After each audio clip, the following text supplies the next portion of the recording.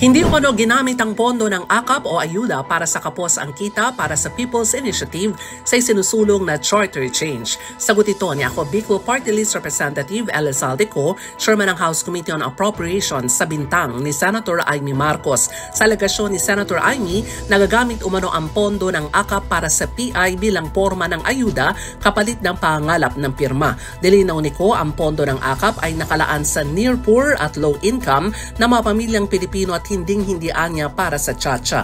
Buwelta ni Ko kay Senator Amy, sinisiraan nito ang malinis na intensyon ng AKAP na layuning tulungan ang ating mga kababayan na may trabaho pero kapos ang kita. Sa AKAP, 50 billion pesos ang alokasyon sa ilalim ng 2024 national budget. Bibigyan ng one-time 5,000 peso cash assistance ang mga benepisyaryo na apektado ng inflation at maataas na presyo ng mga pangunahing bilihin. Tiniyak ni Congressman Ko sa publiko ang malegasyon ni Senator Amy hindi totoo at ang pondo ng AKAP ay naipapamahagi ng naayon sa probisyon ng 2024 General Appropriations Act.